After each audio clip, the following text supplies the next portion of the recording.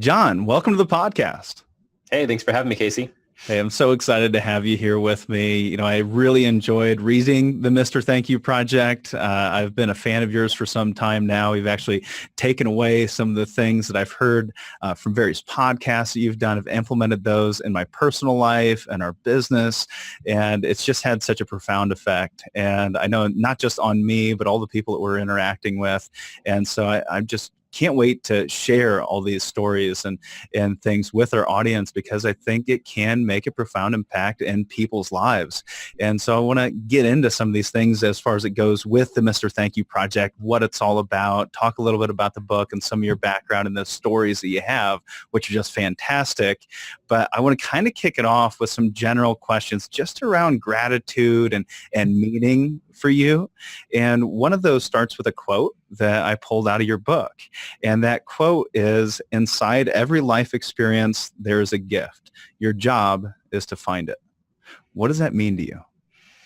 Yeah, that's a very powerful statement, because the another definition that I think is relevant for people to understand is the definition of the word gratitude. And the best one that I found was that gratitude is the emotion one feels when you receive a gift or experience something as a gift. And the second part of that definition is very relevant, because it's like, well, how do you feel when someone gives you a wonderful birthday gift? You feel great. You're grateful for what they did. So when you look at it as the feeling you get when you experience something as a gift, that means you get to decide, I'm going to see this thing as a benefit in my life. And so for me, that first quote you brought up is really relevant to the most challenging times in my life, that when I was 22 years old, that I was going through some personal development programs, and someone said that statement to me, that, in every life experience is a gift and your job is to find it. It was like, well, what do you mean? Not every life experience. What about that time that girl broke up with me? Or what about that time that, something terrible happened, or we lost the big game? And like, there's no gift in that. But when you consider it as like, well, just consider that it's true. What if there was a gift? What might it be? That perspective is really powerful, because then it allows you to look at, well, what did happen? Like, it's great that not every person we ever dated that we married, right? That's probably good, because we wound up finding a different, better person, or whoever was right for us later on in life, and we've learned from all these experiences. So that, for me, is really the beautiful part of the concept of gratitude, and that's what's very distinct about gratitude and happiness. Because happiness is just this emotion you can kind of create from like what you're doing. Gratitude is a reflective state. It's like something happens, and then I take the time to look at it, consider it, and then add meaning, whatever meaning I want to it. And that's where the idea of gratitude is really powerful.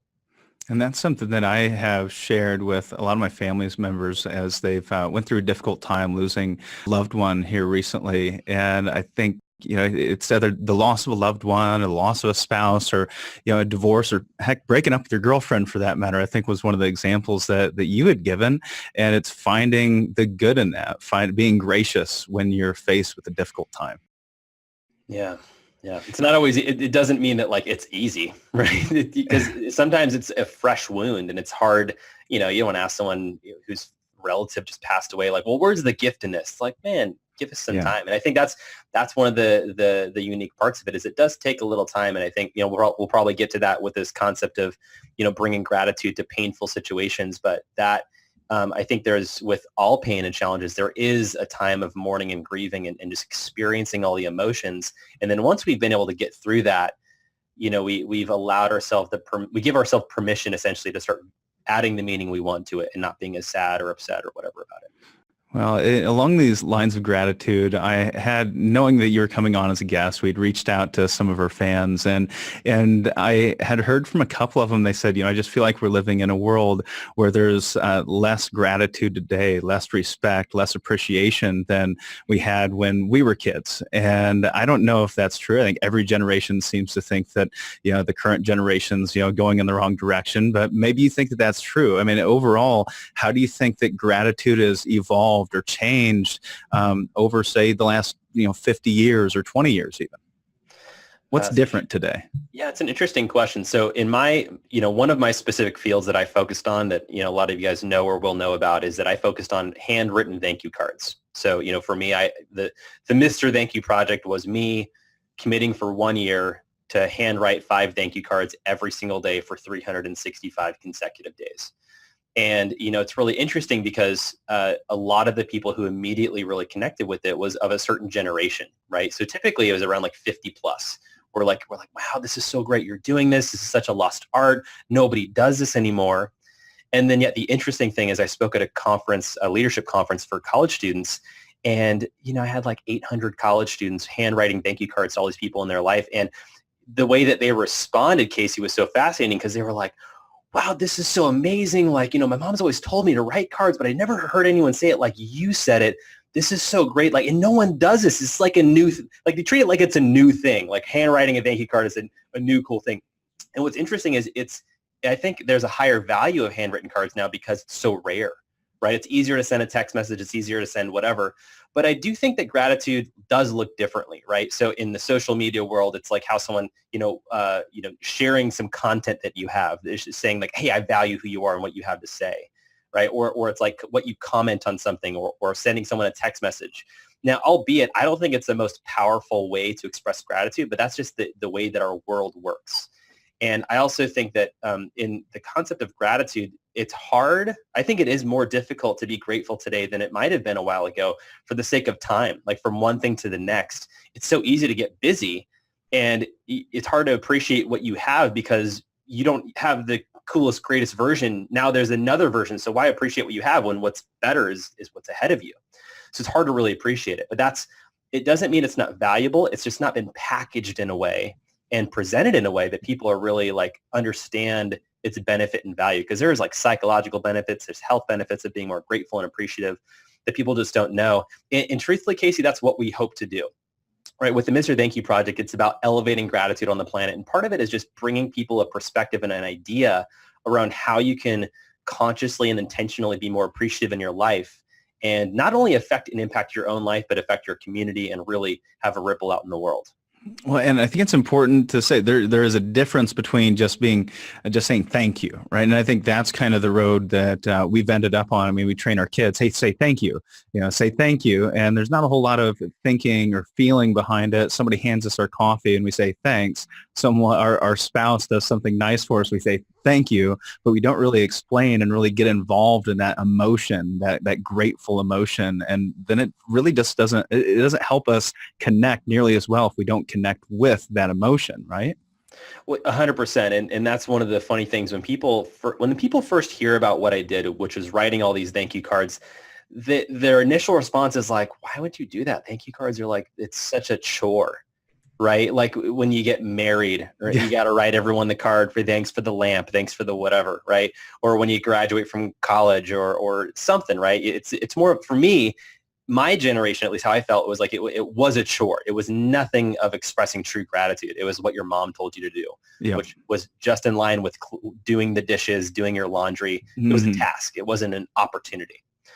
And so when it comes to this idea and concept of like, how does it fit in the world now? I think it's people need to be taught it differently. And that's really what I think for me, because I can't honestly say that I wrote very many thank you cards before I did my project. I just happened to see it be very powerful in a couple of ways in my life and in my family.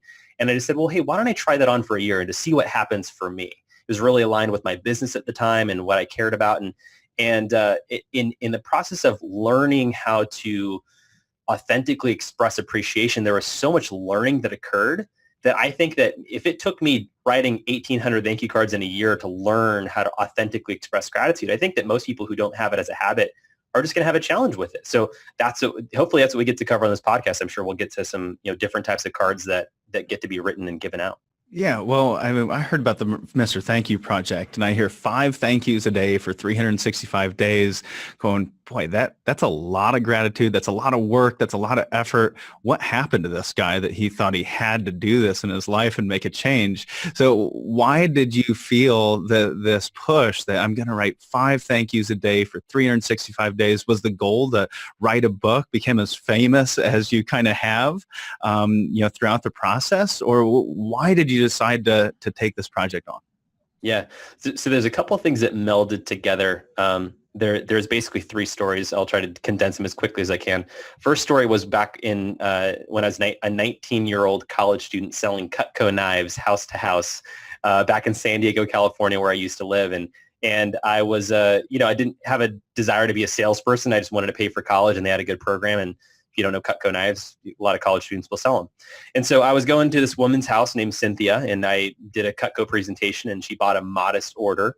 And it was nice, but, for anyone who's in business or understands, like when you make a connection with someone, like a real authentic, genuine connection, like for me, I didn't care what she bought. I just really loved meeting her. Like she was just a really genuinely nice person. She told me all about her kids, who she was so proud of. She was a single mom. Her kids had just moved out of the house. They'd become independent, and she was talking about how proud of them she was. And we just had this really great conversation. Well, what was crazy is that 24 hours later after I left her house, Cynthia gives me a call and says, "Hey, John, I need you to cancel my order." And I was really shocked. I'm like, what? Like in this point in my life, no one had ever canceled anything on me. So I was like, did I do something wrong? Did I say something wrong? And she's like, I can't talk about it, but I just need you to cancel my order. And so I did. And I couldn't stop thinking about it for days. And and what I realized is that I wasn't as upset that I had lost a sale as much as I had lost a relationship. Like I was really sad that I had lost this connection with this person who was just a really great human being. And I can't tell you, Casey, what possessed me to do this because, again, I wasn't writing a lot of thank you cards in my life, but I just felt this desire to send her a thank you card. And so I grabbed some stationery off my mom's desk and I wrote a simple note that essentially said, "Dear Cynthia, I just wanted to reach out and say thank you for your time. Thank you so much for taking the time to meet with me and allow me to do my presentation for you. And I enjoyed getting to hear about your boys that you're so proud of and getting to learn about your life and your work and everything you do. And I know right now is not the time for you to buy any Cutco, and that's okay. I just want to let you know I really enjoyed getting to meet who you are as a person. If you ever need anything in the future, here's my contact info. Take care. God bless." Right?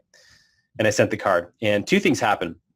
One was immediately this feeling how I felt of just letting go of this like tension, this upset, this like, I could be a victim and be like, she canceled an order on me, or I could interpret it however I wanted. But I just got clear that what I was missing was the relationships. That's what I wanted to acknowledge.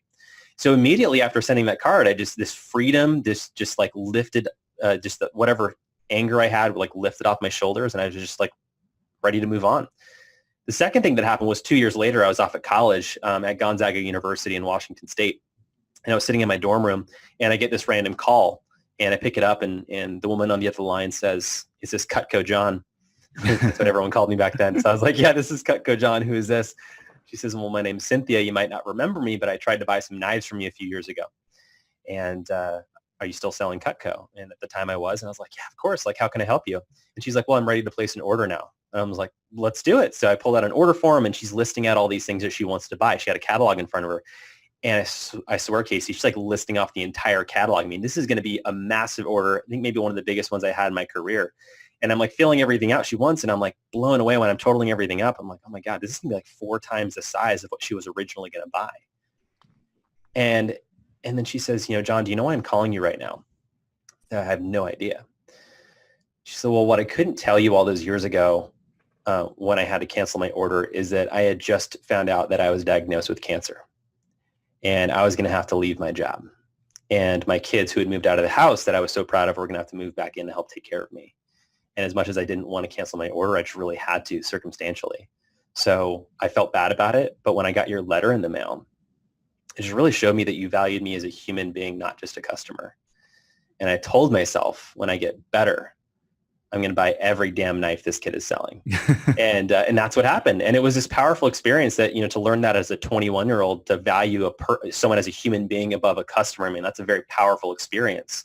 And a lot of that was stemmed from that. You can call it a thank you card, but you can call it, that could have happened on the phone. It could have happened a lot of different ways via email, but that card was just it's that thing that she got to hang on to for a while. And she did, to that moment.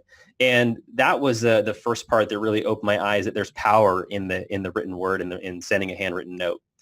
And the second thing was when about a year later, when I was in college, I was in a biology class, and this professor was sharing this idea of global warming, right? And he was just talking about how much energy. His question he asked was, how much energy do you think it would take to elevate all the bodies of water over planet Earth by 1 degree, Celsius or Fahrenheit, how much energy do you think it would take?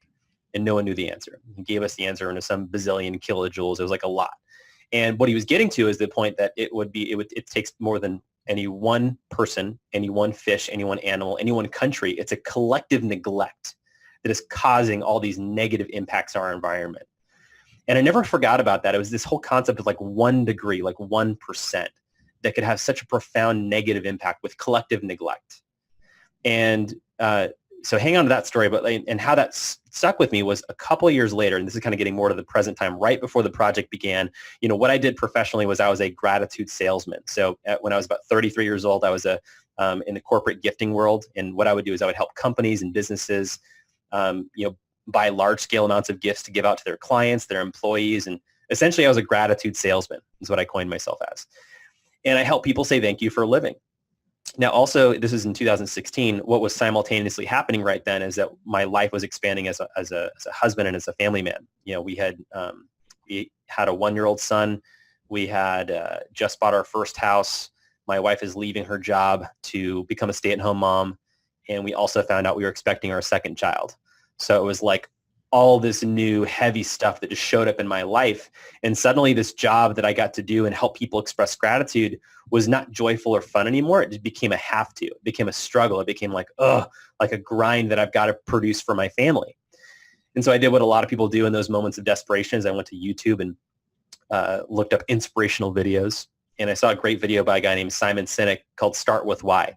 And it's a great message. If you haven't heard it, I'd definitely check it out. And to simplify his message, I'll do that in two sentences. He said, people don't care what you do. They care why you're doing it. In business, people don't care what you sell. They care why you're selling it. So if you want to change your life and change your business, start with why.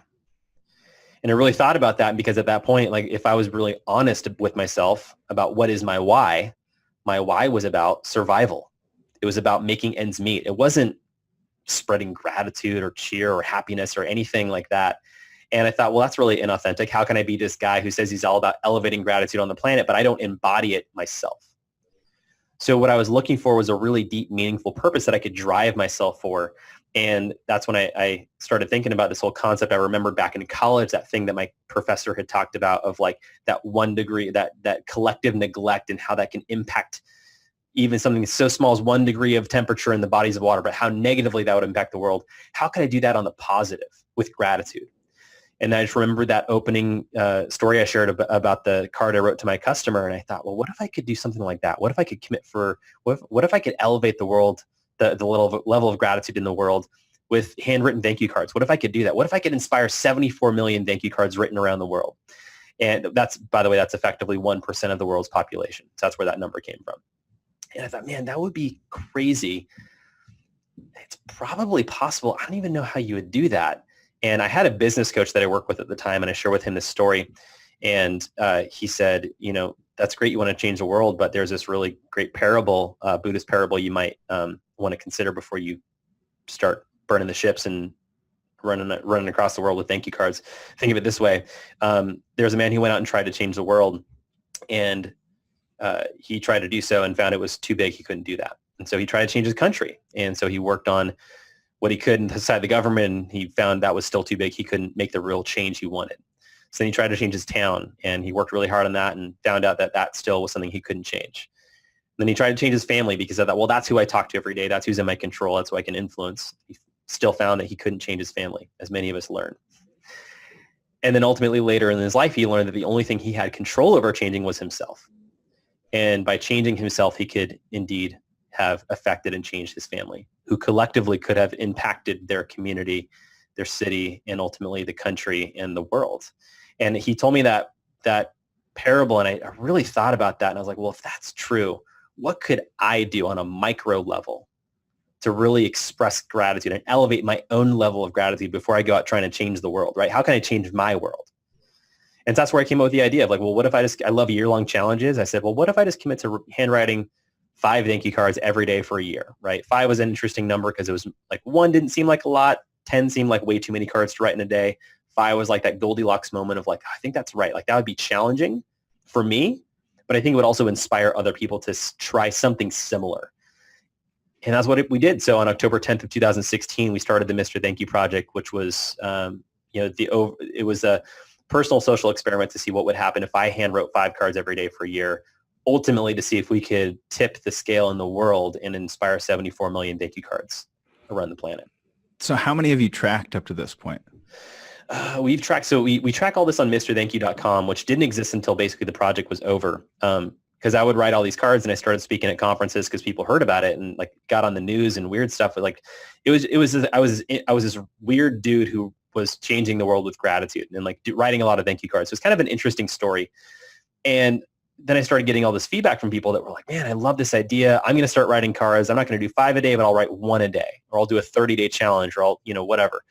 And then someone I met at an event, the Front Row Dads Retreat, like we might talk about that today, but I met this guy at the Front Row Dads Retreat who, it's a group of entrepreneurial men. We get together twice a year for a conference and mastermind. And he was like, man, since I met you, I don't know if you realize this, dude, but I've written like 300 thank you cards. I was like, oh my gosh, I'm like, that's crazy, man. And he's like, yeah, you should find a way to track all these cards that you're inspiring around the world. So that's what we created MrThankYou.com, which is basically you go there, you create a free profile, you put in your zip code, your name, and then you can actually, if you write a card to somebody, you can just type their name in and their zip code, and then we'll track all the cards that you write. We give you a global gratitude map to show where your cards are going around the world. It's really cool. And so right now, I think in this moment, we got like close to like 7,000 cards on there. I mean, I'm sure there's a lot more because I hear from people that are like, oh yeah, man, I've written like a couple hundred cards, or our company's doing this. And I'm like, cool. Have you guys got on the website? And they're like, no, what website? I'm like, all right, well, we got to work on the promotion of that, but that's secondary to the actual cards being written and going around the world. That's what really matters. Well, I know here in the office alone, we haven't been tracking our thank yous, but we've started a thank you project inspired by you. And I mean, there's easily, well over 100, if not 200 written in the first couple months of the year as a group. And those weren't tracked. And so you're having this huge impact, 7,000. It's probably more like 70,000 if we were able to track all of those individuals that aren't actually logging into your website. And it's kind of difficult for us to track the impact that you've had in their personal lives. And so we can track the impact in your life. You spent 365 days, 5 thank yous a day. How did that impact your life as far as how did it make you feel? Did you feel any different from an emotional state when you started the project, when you finished? Yeah, 100%. I mean, there's I got like endless stories from this thing. That's why I had to write a book about it, because there's too many stories of things that occurred that you got to document them. The one of the most powerful days that really like literally altered my life and set the trajectory of the entire project was day 3, when I was boarding a plane from Los Angeles to Philadelphia for the first ever Front Row Dads Retreat, the one I just mentioned. So I was flying out to this event, and an interesting challenge people ask about is like, man, how do you write 5 cards every day? Like, who do you write them to?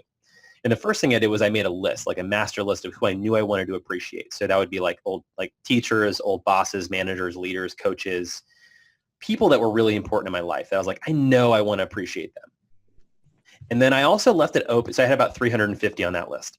And then I also wanted to open it to be like in the moment, like who can because I really wanted to alter my ability to be present to what I can appreciate in my life. So like so you kind of become a good finder. Like you're looking for someone doing something good so you can acknowledge it, highlight it, and reflect it back to them. That's what you do in a thank you card.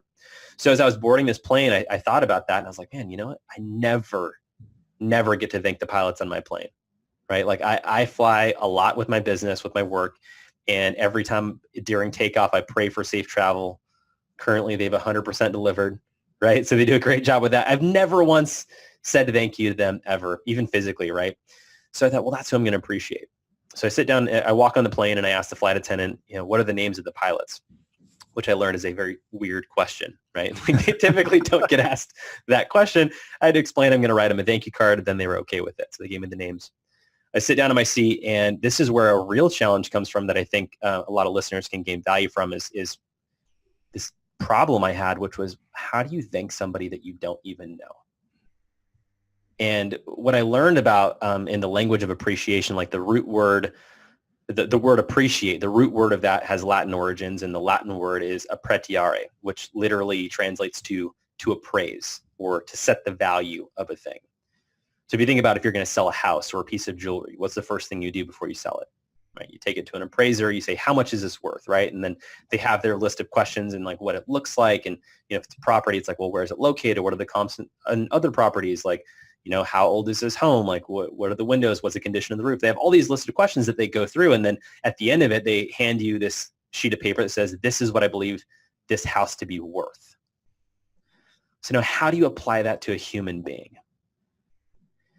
And what I learned is that you just need to be curious. And these are some great questions to ask, which is, what is this person's life like? What do they really care about? What are some of their biggest goals that they have? What are the biggest problems that they deal with on the regular basis? And you can ask those questions and not even have a conversation with that person, but you can start to imagine what their life must be like. And so and this is essentially the letter that came out. And I said, dear pilot, I know it might seem strange to receive a thank you card from a passenger, but I just wanted to let you know that as I was boarding the plane today, I was realizing how much I miss my family. And then I realized this is what you do every day. I can't imagine how many birthday parties, family get-togethers, anniversaries, holidays that you've missed for your job, and the countless hours that you spent in flight school preparing for this job, all to do that and have a lot of turbulence and a slightly bumpy landing and have people complain about it. So whether you hear it enough or not, I just want to say thank you on behalf of myself and everybody on this plane.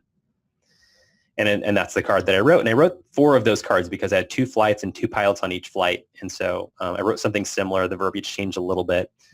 And what was interesting about these cards, Casey, is that they were also on a business stationery, so they had my contact info on it, which wasn't the normal thing I would do, but that's just what was on my person at the time. So I walked off the plane. I actually handed the cards to the pilots before I left. Or I gave it to the flight attendants and said, hey, can you give these to the pilots? That's how I actually got them out. I didn't get their address. People ask about that. They're like, how'd you get their address? I'm like, I didn't, right? So just gave it to them. So here's what was crazy, man. I landed in Philadelphia and we're there for a couple of days. And within 24 hours, I get correspondence from 3 out of those 4 pilots thanking me for the card that they got via text or via email, which is crazy to think. Your pilot sending you a text message, right? And they went on to thank me for the cards that they received. And one went on to say, John, in my 12 years of flying, I have never received a thank you card from a passenger. And that blew me away because I'm like, man, these guys have such significant, such big, such important jobs, and no one is taking the time to thank them for who they are and what they do. If it's like that for these guys with such significant jobs, what about everybody else in their life, in their marriage, in their career, in their relationships? What is it like for everybody else?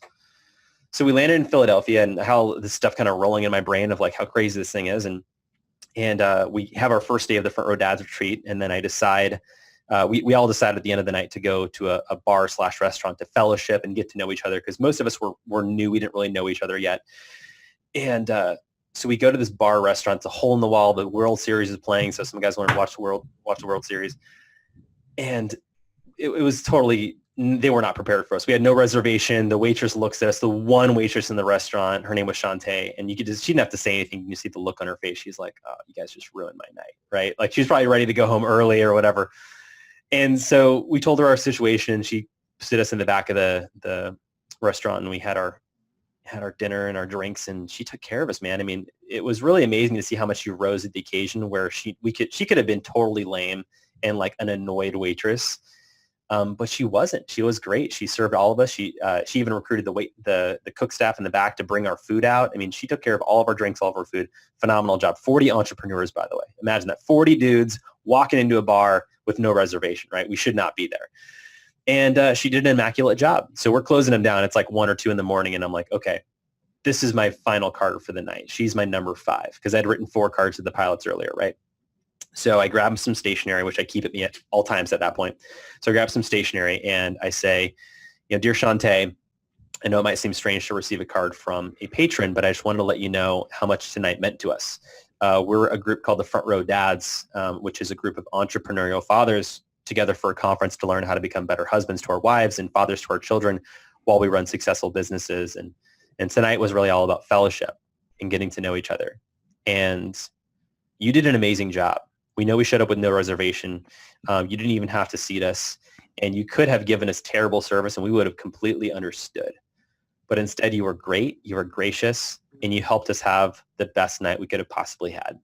So on behalf of myself and everybody in our group, thank you. So I wrote the card, put it in an envelope, and I walk over to Shantae, and she's kind of sitting in the corner cashing out her tips, and I hand her the thank you card, and she accepts it awkwardly, as most strangers do when I hand them a thank you card. And I start to walk away, and I realize I need to go to the bathroom, so I veer back into the restaurant, and I go to the restroom.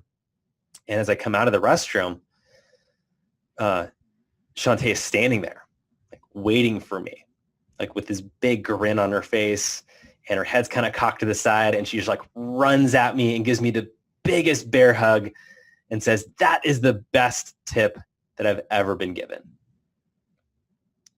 And then she sets me down. It was a big hug. And we just sat there for a moment and just looked at each other, right? Like not customer server, but like human being and human being. And I really got in that moment the power of this project is not about writing a lot of cards to people, but it's about really getting connected with one of the highest values we have as human beings that people don't ever say, but it's actually important to them, which is to be one of the highest values human beings have is to be seen for our value, not our weakness, but to be truly seen. And it's an interesting thing because when you think about it as a parent, right, we're like trained to see what's wrong with our kids, right? Because we want to raise good kids, right? I have two young boys, they're 4 and 2. I'm constantly looking at what they're doing wrong and trying to correct it and fix it. So we're like almost trained to look for what's wrong in the world. It's like, what if your life wasn't like that? What if every day you were committed to finding what's right in people and then acknowledging it and noticing it? And so for me, what I saw was like this huge value in what I was doing beyond just writing these cards, but like this matters in the world. Like this brings meaning and purpose to people who are just doing a job. And that when I saw that at that last experience, I was like, I got to do this. Any doubt that I had was erased in that moment. I was like, I've got to finish this project. That was day 3, by the way. So you can imagine like 362 more days of this was crazy. Now, they weren't always as powerful and emotional and crazy like that, but having that happen early on in the project really set the stage for everything that happened. Well, I want to let our listener know, you need to know that John's just giving you a fraction of some of these stories. And just a couple of the stories you told there, I know you go a lot deeper in your book, and I really appreciate the stories and how deep you go into them. And if you think this is impressive, wait till you get in the book and start reading these stories a little deeper. And we will put a link to the book in the show notes, as well as a link to that Simon Sinek video, that TED Talk that John just brought up. So John, I think we need to make sure we understand how you actually accomplished doing this every 5 days and never missed a day, right? Because did you ever miss a day? And if you didn't, why didn't you actually miss a day? How's that even possible? Yeah, that's a great question. So to clarify for people, there were rules for the project that I just invented, right? So that I made this commitment, I'm going to handwrite 5 cards every single day. And I had to put rules in place because for me, I know that if I don't have clarity with what I'm committed to, I'm going to weasel out of stuff, right? I'm going to find a way out. And so I really wanted to make this a practice that it happened every day. So here's what I committed to. So here were the rules. Number 1, I would handwrite 5 cards, or I would handwrite 5 cards every single day, meaning the cards had to be handwritten and they couldn't be a text message or an email, right? The 5 cards had to be written before I went to bed. So meaning they had to be 5 every day. It couldn't be 35 on Sunday. So I couldn't stack them up and do that because that would get really annoying, especially on Sundays, like my family day. It's like, my wife's like, why aren't you playing with the kids? And it's like, I got to thank strangers, like that wouldn't go over well. So I committed, and part of it was like, I want to have a challenge to see if I can really get into a grateful state every day. Like that was the intention of the project. And then the next rule was I could write a max of 3 cards per person. So meaning I couldn't write 75 to my wife, right? Because that would also get annoying if I'm thanking her for mindless things that, hey, sweetheart, thank you so much for going to the grocery store and picking up almond butter, because you know how much I love almond butter more than peanut butter now, and I just appreciate you thinking. Like that would lose its luster and value. So I made it a max that I could count towards a project of 3 per person. I did have a handful of people that got 4 to 5 thank you cards, but I stopped counting them. So some days I actually wrote 7 or 8 because I just, that's how it went. So 3 cards max per person. The final one was the rule that really shocked some people, which is that I committed that I would donate $100 a day for any day that I missed. And it's kind of interesting. I talked to like I was mentioning, I have a coach that I work with, and I was telling him about the project, and he said, well, John, what happens if you miss a day? Like, I'll donate $100 to charity. I was all proud of that.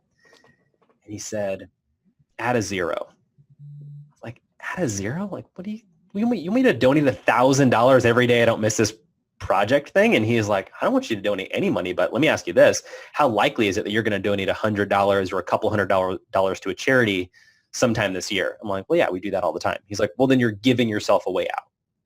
If every day what's on the line is $1,000 to a charity, if you miss a day, how many days are you going to miss this year? I was like, 0. He's like, all right, then do it, or then add the 0. And that's what happened. So that rule got adjusted to $1,000 a day for any day that I missed. And I did not miss a day. And it was pretty insane how that worked out where, and to clarify, the cards didn't have to be done by midnight. They had to be done before I went to bed. And that's just what was on the line every single day. And Casey, there was one experience that was so crazy that I was at work and I was just plugging away doing my thing. And it was a long day, right? I came home and I was tired, didn't get much sleep the night before. We had an infant at home. And I was like, okay, I'm just going to sit here and watch some Netflix, and then I'll just get up and write my cards in a few minutes, because I hadn't written any cards that day yet. And I just pass out. I just fall asleep, dead asleep. I'm dreaming, deep REM sleep.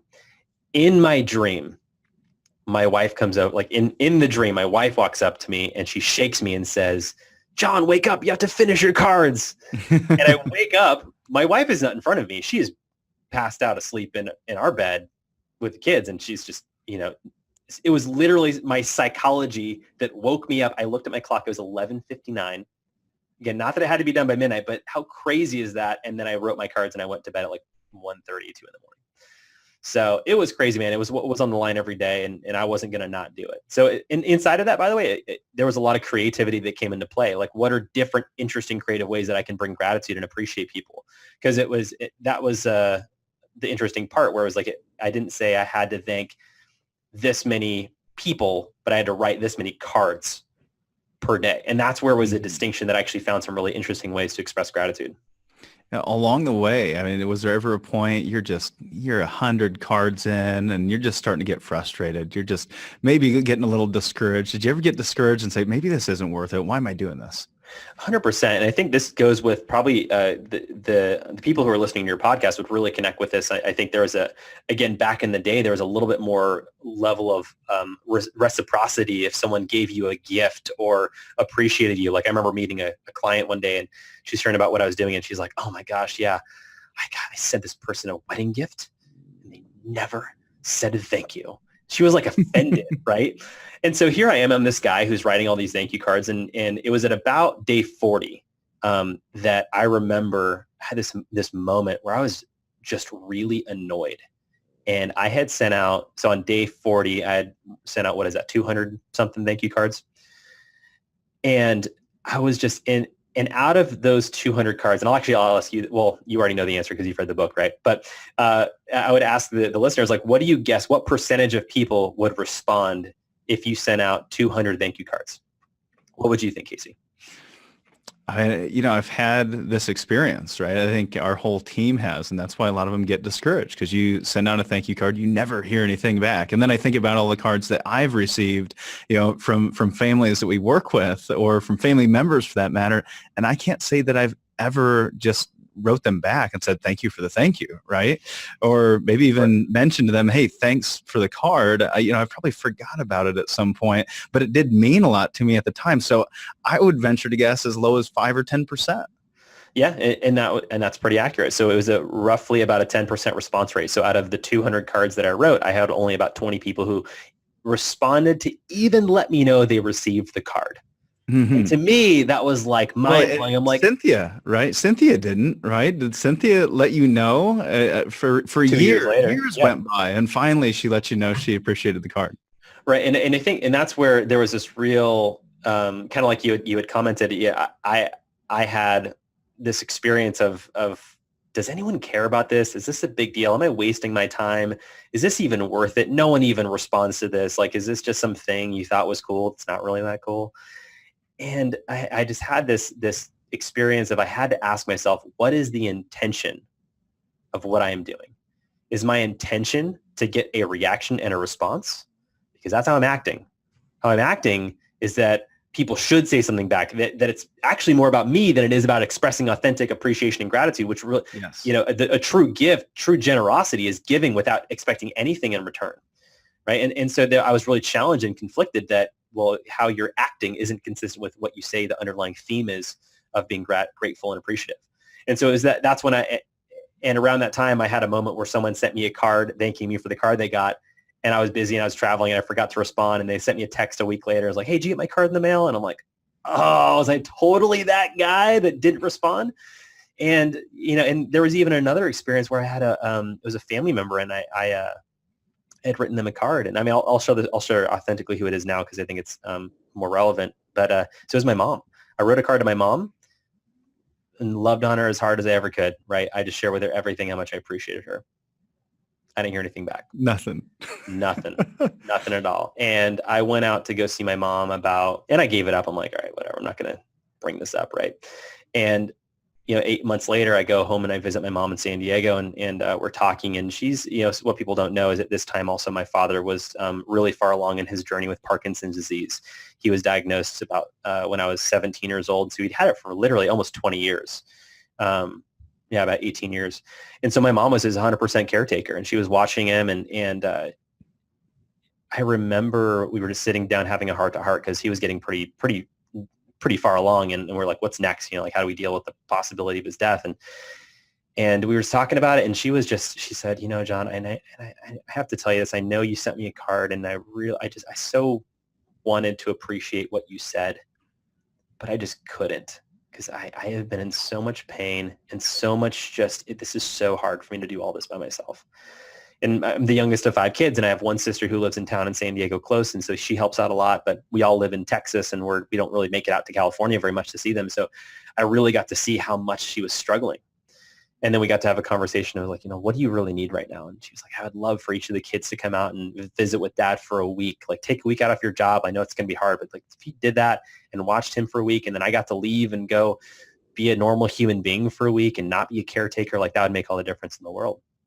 So I was like, all right, let's do it. So I committed my dates, and then all the other siblings, we all committed our weeks that we would come out and do that and take care of dad. And Casey, I'm so glad we did, because I'm not even kidding, the day, during the time my final sister, the 5th one in the family, went to go visit my dad, he passed away. And it was like all of us got that time, and we're so appreciative that we did. But it really kind of opened my eyes to just give up needing to hear from anybody, because you don't know what they're going through. And you also don't know how much what you did mattered to them, because there's many times people spoke with me months after they got a card and said, hey man, I didn't tell you this, but that came at the perfect moment. Like, you didn't know what was going on in my life, but I really like that encouragement, that love, that gratitude, like just didn't exist in my life. That really mattered to hear. So that's where I just tell people, like, give up the need to hear or see anything back, and just give. And I can't tell you like how much my life has been blessed generously from other people since starting this project. It's like endless. It keeps coming, and it's amazing. Well, I think so often that's why we get into writing thank yous. It's all very selfish. We're doing it for ourselves. We're not necessarily doing it for that other person. And, especially if we're in a sales situation, right? We're doing it so that we can get that prospect back in the books, or we're doing it so that we can, save the deal, or keep them around for a longer period of time. We're always doing it for ourselves. But if we can do it for the right reasons, then we can continue doing this for the time frame as you did. Maybe it's 1 a day or 2 a day or 5 a day, whatever that number is for you. The only way you're going to be able to continue to persist is if you're really doing it for someone else. And maybe you're doing it for yourself and letting go of some pain. Maybe it's forgiving that individual, kind of like in a way you did with Cynthia, right? You're kind of saying, it's okay. I don't need to hold this against you. And that kind of relieves you, and you're showing appreciation for someone else. And hopefully you're doing it to help them and whatever they might be going through in any given time. And I think one of the thank yous that you wrote had to do with making somebody feel better. And it happened to be a whole basketball team, I believe. That was Gonzaga, right? The university. Oh, man. This is one of my favorite stories, so we just have to get it out there. Yeah. So this is, it's one of those that I'll remember for the rest of my life. But so I'm a graduate of Gonzaga University, and you may or may not know, but we've got a really good basketball team, and we're also a very small school. So there's a lot of like love for that team because that's what's like kind of put us on the map. And in 2017, we had made it to the national championship game for the NCAA March Madness tournament, which is it's essentially like a Super Bowl. It's essentially like a Super Bowl for college basketball. So we go to the game. I wasn't physically there, but we were watching it. My whole family were all jerseyed up, we're ready to go, and it was a tough game. We just didn't. We didn't get blown out because it wasn't like that. It was just an ugly game, and we lost, and it was not good. And I've never been a huge sports fan, but I know people who've talked about like their team losing and being so upset, and like I literally felt like I don't know if I've ever really been like seriously depressed, but if I ever had, like that's the closest I ever felt, like sick to my stomach, like, oh, I can't believe we just lost. Like that's where I felt it in my stomach. And it was about 9:30 p.m. It was a Sunday, and I was like thinking, man, I still got to write my thank you cards, right? Like, how the heck am I going to write thank you cards? I don't want to be grateful for anything right now, right? And that was one of the interesting challenges that came up in multiple ways in the project, which is how do you be grateful when you don't feel like it? Mm-hmm. How do you write a thank you card when you're not happy about anything in your life? And especially something so for me, it was really significant that our team had lost. And one of the unique challenges that I began to ask myself was, how can I bring gratitude to this experience, right? Like if it's a painful experience or a trauma or something that was like really like charged emotionally negatively, like how can I bring gratitude to this experience? And I thought about it, and I thought about the Gonzaga men's basketball team, and I thought, man, like we didn't win the national championship, but how crazy and amazing is it that we made it to the national championship? This is literally the best team in our school's history. Like this is to be celebrated right now. Like whatever, we made it to the national championships. That deserves celebration. So I decided, I'm like, well, what if I wrote a handwritten card to every single member of the Gonzaga men's basketball team, thanking them for the amazing season they put forth. And man, I can't tell you, Casey, literally how instantly, like snap my fingers, I went from emotionally depressed to I am so freaking excited right now because I get to acknowledge and appreciate someone who really matters to me, which is the Gonzaga men's basketball team. So here's what I did. I went on their website and I pulled up every team player. I think it was about 17 or 15 players. And I'm talking the red shirts, everybody. And I looked up their scores. I looked up their best games. And I wrote their card, like thanking them for the season, pointing out specific games that they were like really like a key player. And even with the red shirts, I wrote, hey, championship teams aren't made in the championship games. They're made in every single practice that led up to that. Like, thank you so much for pushing our team really hard to be the champions that they are.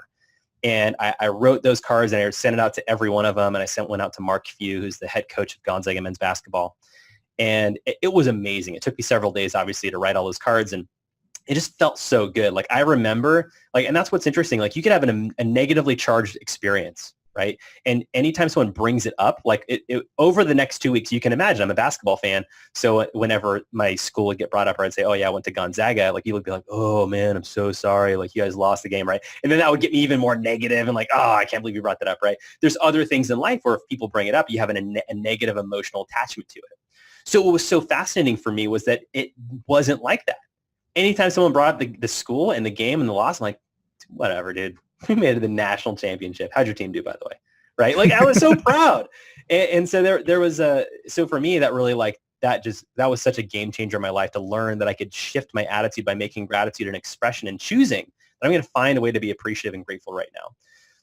So that was amazing. All right. Here's where I got crazy. Shift your attitude, do gratitude. What was that? Shift your attitude, do gratitude. I like that. It. That's your next book. I like it. Yeah, there you go. So here's can I tell you the crazy part? Yeah, tell me. Okay, here's where I got crazy. So 2 months later, I am getting together for dinner with my family for my birthday, right? And my wife says, "Hey, something came in the mail for you," and she hands it to me, and it is a card addressed from Gonzaga men's basketball, and I'm like, no freaking way. And I open it up, and it is a handwritten card from Mark Few, the head coach of the Gonzaga men's basketball team, thanking me for all the love and gratitude that I sent to the entire team. And he expressed how much, he appreciated the alumni and how much like I'm getting choked up talking about this. It's weird. Like how much he appreciated the alumni and how the fans like make the team. And I just felt so honored that he sent me this card. And by the way, this is a really valuable point because some people that I think are in your group that are listening are like are leaders, like in their company, they're CEOs, they're champions, they're high level people that this might seem like, oh, writing a card to somebody. I can't tell you how much more powerful a card from you comes and is received than it would be from anybody else because they know how valuable your time is. They know how important and significant you are. So the fact that you did that means so much to people. And that's what I got. I mean, that is, I mean, if any people who are listening, you can't see this, but behind me is my gratitude wall where I keep every letter that has been sent to me over the last 2 years. And I have that card right up behind me by my light switch. And I see it every single day. And it just reminds me of the value of what I do in helping spread this message around the world. Well, I've got to think that it had a really strong impact on your family as a whole, and then even just with your relationship with your spouse. I would think just regular appreciation would be so powerful in any kind of relationship, especially one that's that intimate. And one of the things that I wanted to get to, it's something that is on my mind a lot, and that's something called gray divorce. My parents divorced in their 60s after nearly 40 years of marriage, and I see a lot of our families that we work with that are in their 60s, they're in their 70s, and they're getting divorced. And this is something that is a major trend in the country. That is that the fastest growing segment of divorce is individuals over the age of 55. And so I wonder how we could apply your thoughts on gratitude in order to strengthen a relationship as we enter retirement. Such a good question, man.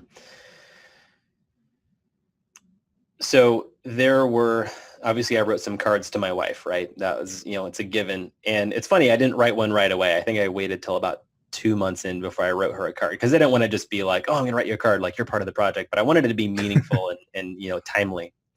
So one day I was like, okay, I'm going to write it tonight. And I just really just poured my heart out. Love, love, love everything I love about you, what I appreciate about you, what I care about. Like, I'm so glad we're together. Laid it out, right? Left it on the dinner table.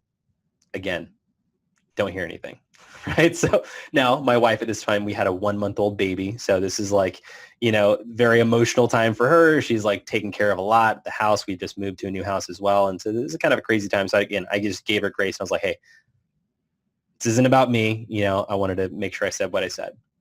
So then I think it was about a day or two later that I was getting ready to go to meet some clients. And so we had just moved to Dallas, Texas that time. So we moved in October. So right when the project started, we moved.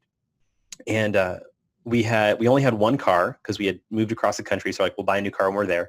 We hadn't bought one yet. We had one car. So I was going to take it to go to work with meet with clients. And we're also a big coffee family. Like that's a part of our world. So I make a French press in the morning, and then we've got a thermos, and I pour the other half of it in there for my wife, and she drinks that when she wakes up because I get up early.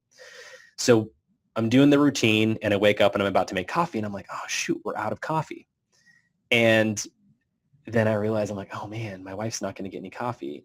I can go get coffee because I can go to Starbucks on the way to my client, but I don't have time to go to Starbucks and come back because if I leave, it's that 15-minute gap, right? If you miss that 15-minute gap, you're in the worst traffic ever. And that's what the time was.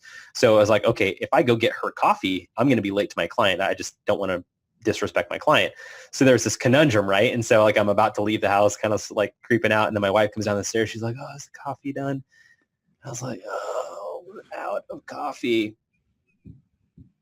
And she is like, oh, we're out of coffee. And you could see her brain slowly starting to pick up, like, we're out of coffee. You're leaving. You have the only car. I can't go get coffee. I'm not going to have coffee. I've had 2 hours of sleep. I'm holding an infant. Oh, my God, you're leaving me in the house with no coffee, right? And I was just ruining her life right there. And I was like, oh, sorry, sweetheart, I got to go. So I leave. And I go to Starbucks to get my coffee, like a selfish butthead that I am, right? I'm going to make sure I get taken care of. And I'm in line, and I have this moment. I'm like, can you do this, man? How can you not bring your wife a cup of coffee? Like, she's going to have a super hard day, and you know it if she doesn't have some coffee right now. And I was like, if I do that, I'm going to be late to my client's appointment. And I just was like, and this is the moneymaker. This is the decision and the thought that was like the game changer for me in my relationship and also with the project, which is this, how can you tell her how much you love her and care about her and yet not treat her that way? And another way to say that is, how do you treat that for which you say you are grateful? How do I go write my wife this love letter and then leave her hanging like that?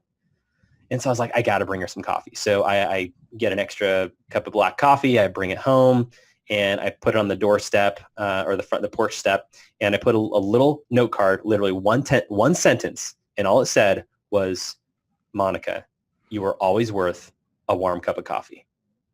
And signed, love your husband. And I sent her a text message as I drove away. I said, come out to the front door. She finds it. She takes a photo of it. She sends it on, puts it on Instagram. She sends me all these lovey texts and all these things like, oh my gosh, thank you so much. This is going to change my day. And, later on, she goes to tell me like, that's the most powerful thank you card that she got. And I'm like, well, how is that, right? How can I have written this super powerful, big, long love letter, and then this one sentence letter means the most? And I think it's because that sentence was attached to an action that proved how much I really loved and cared for her.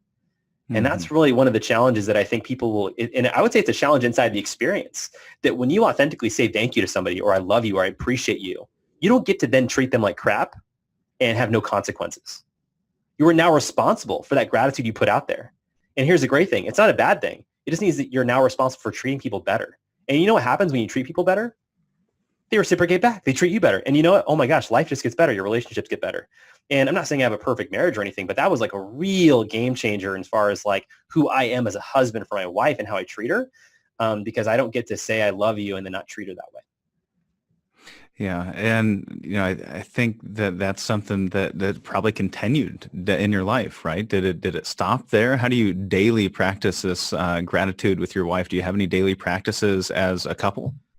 That's an interesting question. We have a couple of things. One, we actually started this before the Mr. Thank You project. Might have been one of those things in the background that I didn't realize was there. But we've always had, we're big on Airbnb, renting our house out. So whenever we go travel somewhere, we pay for our travel because we rent our house out, and that covers our lodging when we go somewhere else. It's kind of a cool little system. So we also have it that we have this wall called the Wall of Gratitude. And anytime a guest comes to stay at our house, and even if we're there, if like it's friends and family coming over, we actually have them sign it's literally a wall in our kitchen. And we give them a Sharpie. We say, write what you're grateful for and sign our wall, please. And it's a really fun thing because we have this like attachment of like when we go, every time we come into our kitchen, like we look at this wall with all these signatures from friends and strangers from all around the world. And it's really cool. So I think it's part of our culture and our family that we just are appreciative. But I think there's also different ways to appreciate people. So one of the things for me, how that looks, is appreciating my wife's energy. And what I mean by that is for me, I'm a business guy. I'm out in the world constantly. So I take pretty good care of myself health-wise. I do yoga. I eat healthy food. And I try to take care of myself because for me, it makes me perform better.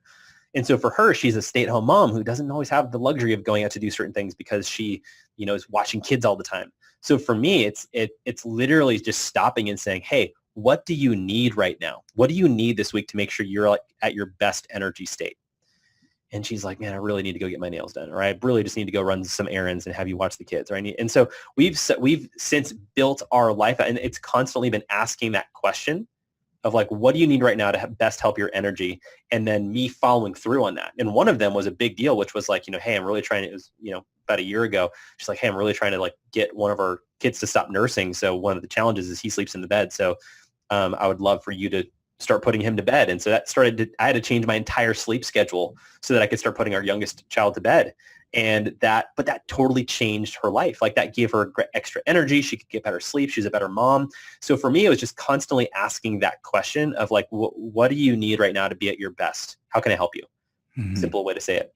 And it wasn't easy for her to always tell me that because I wasn't always that giving and generous of a husband, unfortunately, just being true with you on that. And so I think that's been really helpful because you know what? That's what she does too now. She'll say, what do you need? How can I help you? Where what are you struggling with? And so that's some of the things that I think are that have really been transformative long-term in our marriage, that it wasn't just like a Band-Aid, right? And that's what I want people to get. Writing a thank you card isn't just putting a Band-Aid on a relationship. It's setting the context for the future of the relationship. Because now you begin this cycle of appreciation that people reflect back to you and they work harder for you. Like if you have a staff member and you write them a thank you card and they're like, wow, thank you so much. You're like, my boss really cares about me. So they'll work harder for you. Well, it doesn't mean you stop acknowledging them. You keep it up. Hmm. And then that has them keep reflecting back, and then boom and boom. And then it's just like an upward spiral. And that's where I think a lot of companies and businesses have found this to be a valuable thing to bring into what they do. Because it's not just about writing a card, right? It's about changing the dynamic of relationships. Yeah, really elevating that relationship to the next level. And we can see how you've helped incorporate some of these things into your marriage. But as a front row dad, you've been to the Front Row Dads Retreat. John Roman, he's been on our podcast in the past. Oh, awesome. And so I'm sure that you have some of these practices of gratitude that you've implemented with your kids. And a lot of our listeners are just stellar grandparents. They're very involved in their children's lives, their grandchildren's lives.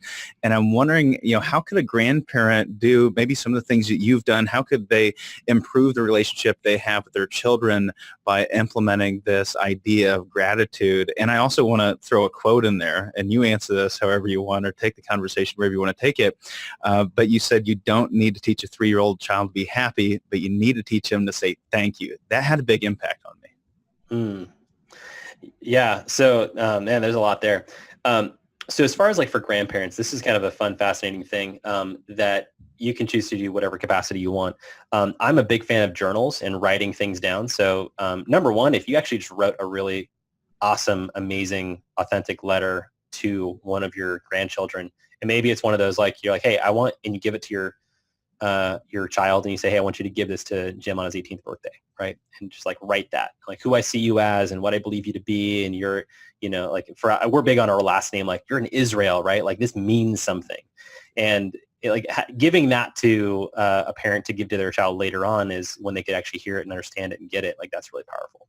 I know some people who've actually picked up a journal and they write about experiences with their child or grandchild in the journal. And then they wait till a certain birthday and they give them that journal to say, hey, here's all of these things that I remember about our relationship. So that was really cool. And as far as like what we actually do with our kids, like you really do need to teach them. Like they don't know, because again, it's the difference of the distinction of happiness and gratitude is that with gratitude, it's a reflective state. Happiness is just like in the moment, right? Like you're happy, you're excited, you're a kid, you're playing. It's easy to be happy. Gratitude has you like literally stop and like think. That's kind of hard for like a little kid. So for us, it's just a constant, simple part of like, hey, like mom just made him macaroni and cheese, and then I'll lean over to his ear and I'll say thank you. And then he'll say, thank you, mom. And then she can see her smile. And then when she's happy, I'm happy. And like, it's a full circle there. It's like, that's what it looks like on a small scale.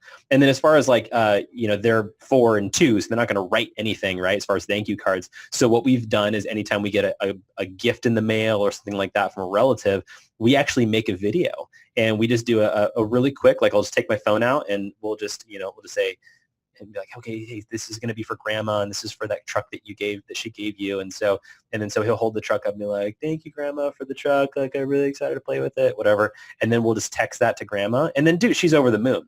And I think that is almost like the new thank you card because the kids are so much more video related. So I think that's something that we've done to like teach our kids and to kind of implement this as a practice because we're also helping them say thank you the way that it's most relevant to them and also doable for them. So those are some of my strategies I would say and throw out there for anyone who's a grandparent, a parent, or has little kids that are around. Well, let's do a little quick fire as we wrap up here. And the first one is, we've got a lot of people that are retiring, right? They're leaving a long-time employer. Do you have any advice for them as they leave that long-time employer, how they can, build new relationships or maintain past relationships or implement this idea of the thank you card as they leave? Yeah, it's a great question because there is, I have had some experiences with people doing this when they were leaving a job. And there's one particular, he was a friend and he wasn't retiring because he's like 25, right? But I think this is totally relevant for someone, no matter what your age is.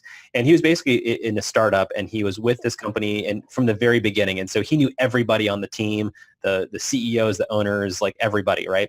And so he was leaving for a different opportunity and he just felt this particular project wasn't in alignment with what he wanted to do anymore. But he didn't want to just leave and just kind of like burn the bridge, right? So I was in the midst of the thank you project and we were having a conversation about it. And then I was telling him about how I had written cards to people and like, just how it was impacting me. And I talked to him a couple days later and he's like, dude, you'll never guess what I did.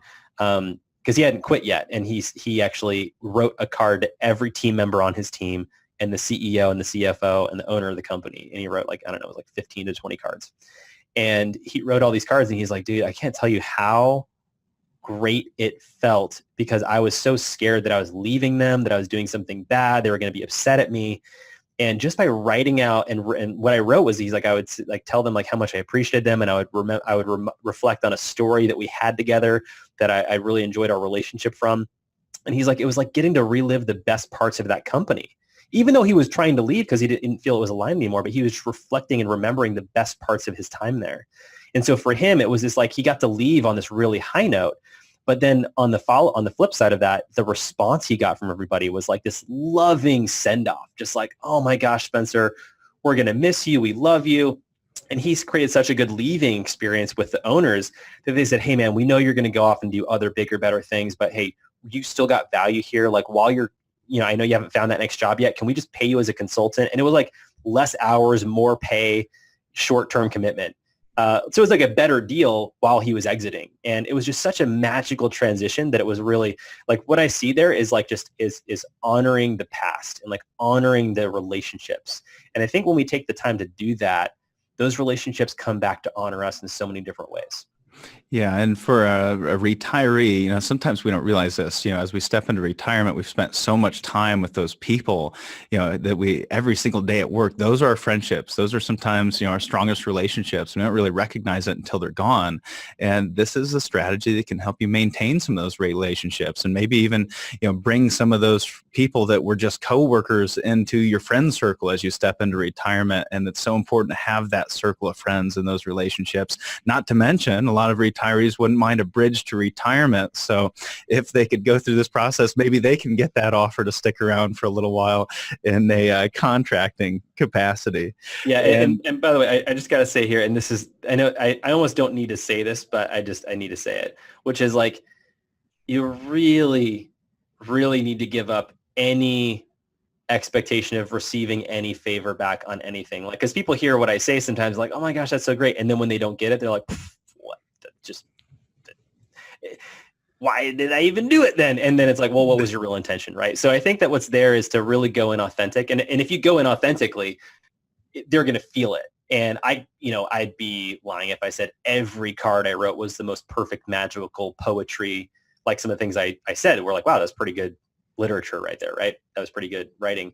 They weren't always like that. They weren't perfect. And I remember, and I think this is an important thing, is that it doesn't have to be perfect. It just needs to be authentic. And that's what people care about.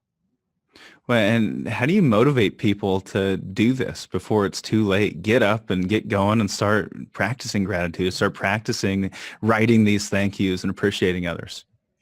Well, I can tell you, I can't make anyone do anything, right? But I can just share stories that hopefully create a desire, right? So for me, one of those stories that was really powerful for me was at around month 3 of the project. And it was in December.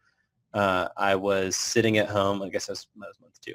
I was sitting at home and I got a call from my best friend, Nick.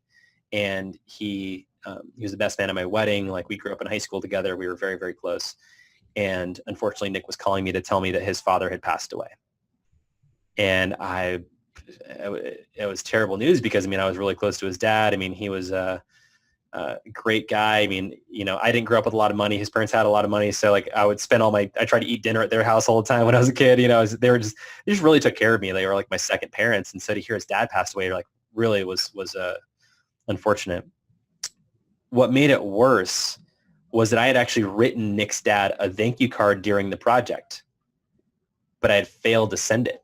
It was literally like sitting on my desk, like looking at me. I could see Nick's dad's card while I'm talking to Nick. And I had that card for about a month.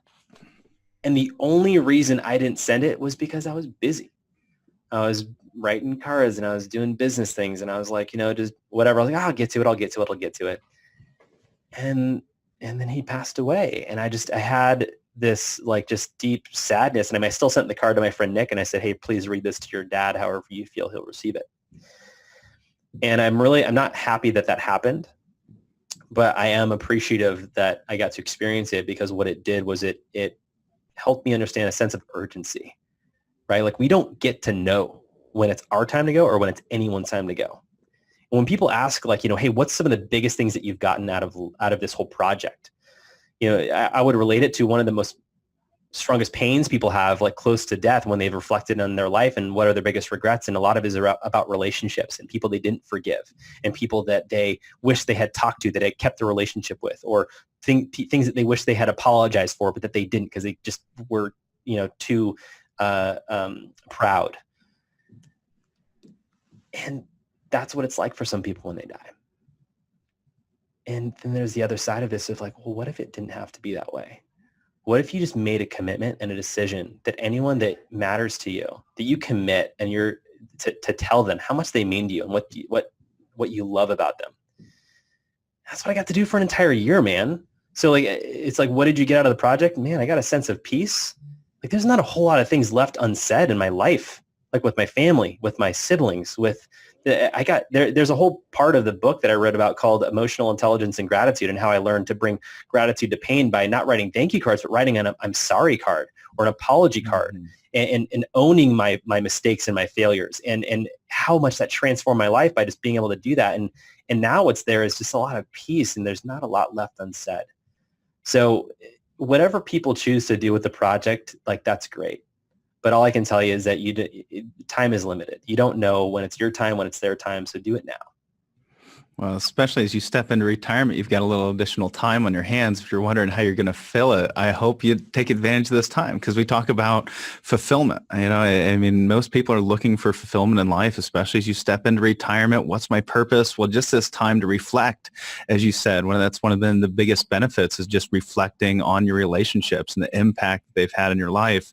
Spending that time reflecting and also forgiving individuals, saying you're sorry, and that's going to be a very fulfilling experience, I can only imagine, at that time in your life. So I hope people take you up on your challenge. So if somebody wants to take you up on that challenge, how can they connect with you? How can they get started? Where would you direct them? Yeah, great question. So everything for me is under Mr. Thank You. So if you go to mrthankyou.com, you can put in an inquiry or ask a question and it'll get to me. My direct email is actually john@mrthankyou.com. And what I like to give away to people, like whenever I'm on a podcast, is like a really simple starting point, which is a 30-day challenge. And you don't have to do 5 cards a day. You could do 1 card. You could do 3 cards. You can do whatever you want. That's why we try to create an open end like that. So if you go to Mr. Thank You, that's MR Thank You, mrthankyou.com/30, the number's 30. You get a free, just put in your email, we'll give you a free PDF of a 30-day challenge. And it gives you a chance to write down like people who you want to thank, and gives you some questions to like reflect on like why you want to do this, and how you plan on doing this. And it's really good. It's kind of like what I wished I had. All the stuff that I give away now is like what I wished I had when I started the project. So yeah, and then if you start writing cards, we would love to hear about it. So I love stories, by the way. I get emails at least once a week from people who are like, man, I did this. I had someone who was like, they were on their honeymoon cruise, and they did this whole experience where they got like all the people on their table at dinner to like write a card to the wait staff, because it was like they were at the same table every day, because that's, I guess, how you eat on a cruise. And they just talked about how great it was to experience that and how it created a bonding experience. I love hearing how people choose to use this project to really make a difference in the world. So feel free to tell me some stories about that. So mrthankyou.com is where you can find me. Well, we will be putting that link in the show notes. And I want to say this, when I first heard this, I said, man, I just don't know if I can do this. I write like an 8-year-old. When I first when I was writing as a kid, I had this perfect handwriting. And then one day in 5th grade, I had all these other kids. They started making fun of me in the way that I write. They said, you write like a girl. And so I learned to write real sloppy. And now it's so bad that I've got, people say, you're not really going to send that to somebody, are you? It looks like an 8-year-old wrote it. Oh my gosh, that's funny. You said in one of your past interviews, you said that's okay. It's perfectly fine, because people aren't really going to judge you on your writing for the most part. I mean, they're going to be blown away that you took the time to write the card. And for me, that was going, okay, well, they might think that I write like an 8-year-old, but they're going to be really appreciative that they got this card, and they'll get over it. And I think that's really true. You said, you could have somebody, you could type it up and you could sign it, but I just think there's something, in that handwritten form that really gets emotion and gets yourself on that sheet of paper. So I hope people take advantage of that offer. John, thanks so much for joining us on the podcast. Absolutely, man. Thanks for having me. Look forward to catching you at the Front Row Dads Retreat maybe later this year. Cool, man. Take care. Take care, guys.